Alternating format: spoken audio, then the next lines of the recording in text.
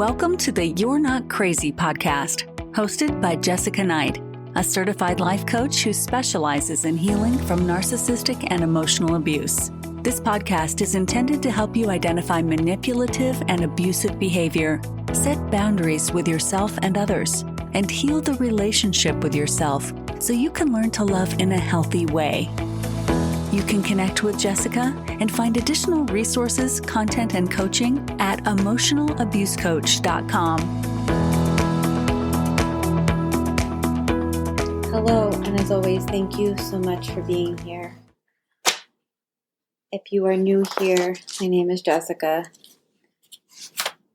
I am a life coach. I specialize in helping people leave emotionally abusive relationships, understand if it's an emotionally abusive relationship, and go through, understand, and navigate a high conflict divorce. You can find me at emotionalabusecoach.com or high-conflictdivorcecoaching.com, on Instagram at emotionalabusecoach, and on Substack if you search Jessica Knight Coaching. I also frequently do post a lot of the Substack links and content on Threads, so you can also find me there too under Emotional Abuse Coach. And I was thinking today, I often don't give many personal updates on here, but mostly because my updates would involve my probably just my kid at this point. But I just wanted to share quickly that in the last few weeks now, I've just been in a storm of emails, and so if you have reached out to me, it is taking me about a week to get back to people. I'm sorry about that. My kid is kind of going through some school stuff, and she's only 8, so you can imagine it kind of takes up mental bandwidth, and it does take some time just to get back and to organize things, especially when it involves scheduling. So thank you for your patience with me in advance. Today's episode is something that I feel like I've talked about 12 times this week, which is the cumulative effect of why abusers pretend each incident stands alone, that they don't go together. That if you are oh my God, all these things come together, or do you not see that I've been dealing with this for months?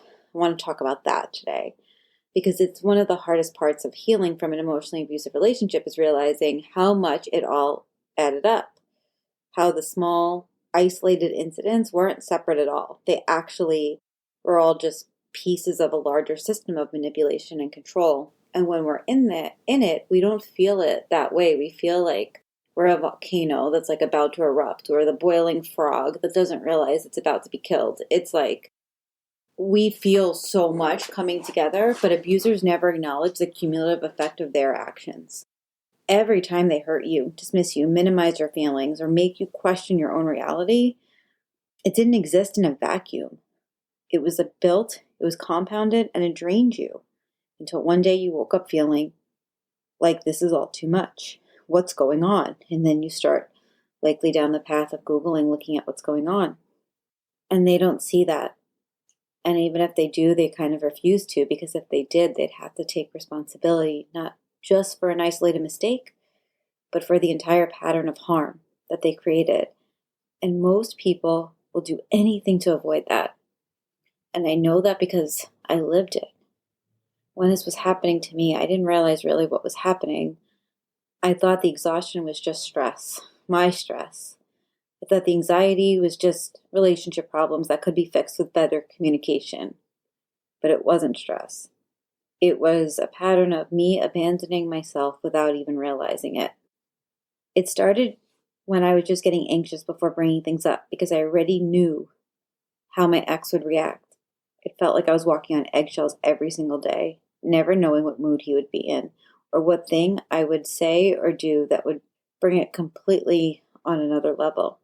My insomnia was getting worse. I would replay conversations in my head all the time, trying to figure out what I could have said differently to avoid a fight. I started just feeling overly emotionally numb. I was either overly emotional or I felt nothing at all, because after a while it was easier to shut down than to keep trying.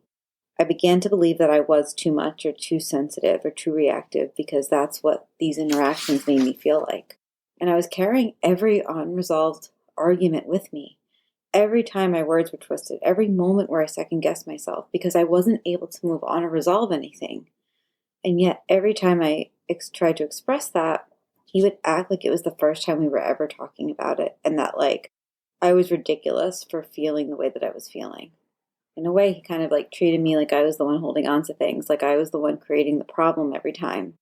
And now I know that's what gaslighting does. It makes you feel like you're the problem, and that the problem isn't what's happening to you, it's your reaction to it. It's so hard to see this when you're in it, going through it, because you're told you're overreacting. Society might tell you you're overreacting. You're feeling such a reaction in your body, and then you feel stuck. And people always ask survivors, why didn't you leave sooner? Because when you're in it, you don't see it as abuse. You see it as something that can be fixed or worked through. You know, the good moments keep you holding on. And the other person also acts like you're equally at fault, saying things like, we just need to communicate better, instead of taking responsibility for their actions on their own. They also invalidate your emotions so much that you start to doubt them too. I remember that every time I tried to set a boundary, he'd spin it around to make it about his pain, his feelings, and his needs. He would say things like, I just don't feel like you see me for who I really am. It hurts me that you just keep bringing this up. I wish you could let go of the past and just see how much I love you. Which led me to question, was I too unforgiving? Am I not empathetic? Was I making this a bigger problem than it needed to be? Was I pushing him away by asking for too much? And that's the trap. That's why it's so hard to leave, because every time I got close to walking away, he found a way to make me believe that maybe if I gave a little bit more time, things would change or he would change. And then most of us hit a point where like we kind of wake up and then realize that they're never going to change. We had the same fight over and over again, the same words, the same accusations, the same cycle. But I got to a point where I just didn't engage the way that I usually did. And I talk about this a lot in my boundaries course, which is available on my website, emotionalabusecoach.com. And in this situation, I didn't argue back. I didn't try and prove my point. I didn't let him twist things around. And that's when everything shifted. He escalated and became more frustrated, more guilt-trippy, and more manipulative. He threatened to leave, not because he actually wanted to go, because he wanted to see if I'd beg him to stay. And I know this because he literally threatened to leave and then told me to fight for the relationship within the same sentence. He played victim harder than ever before, telling me that I was the one hurting him, that I committed massive crimes hurting him in a way. And then suddenly I saw it. I saw the pattern, I saw the game, and I saw how he never had any intention of fixing things. He just wanted me to stop calling out his behavior. And I was done. I didn't fight for it, even though it was hurting badly not to. And it took a long time to get on the other side of it and to wake up without anxiety in my chest about what mood he'd be in, and to stop rehearsing conversations in my head. It took me a long time to realize that I was in survival mode without realizing it. And it was actually really surprising once I got out of the boiling frog syndrome to realize that I didn't want to be in a cycle of manipulation anymore. It took a long time, but my brain started to rewire itself a bit, and I began to trust myself again, so I wasn't second-guessing my reactions anymore. I was trusting them. And I think that's actually what breaking free begins to feel like. It's not just leaving, but it's reclaiming yourself after a long time of feeling like you're not enough. If you are feeling exhausted, if you are looking back, if you're waiting for them to acknowledge that the cumulative effect of their actions, I want you to know that they likely won't, because that would mean admitting that they weren't just messing up or things weren't just a mistake, but that they were systematically draining you and manipulating you for a long time. And I also want you to know that if you're seeing it, you see it. You feel it. You feel it in your bones. And that means that you have everything that you need to walk away from this.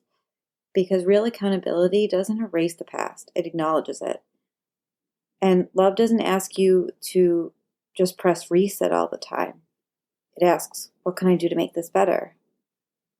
Did they ever ask you that? Have they ever actually changed? Have they ever truly owned up to pain that they've caused? I hope that this episode is validating. If you're feeling just so stuck and confused, I want you to know that this is a pattern and you can begin to move out of it. If you're looking for more content on this and trying to recognize the patterns, I recommend going back to my Substack, which is, if you search Jessica Knight Coaching on Substack, you will find it. I definitely recommend looking at the February articles, because in February I talked a lot about breaking free, and in March I talked a lot about gaslighting. And so if this episode really resonates with you, I can tell you there's a lot there that might resonate too. You can find me at emotionalabusecoach.com, on Instagram at emotionalabusecoach, and you can email me at jessica@jessicaknightcoaching.com.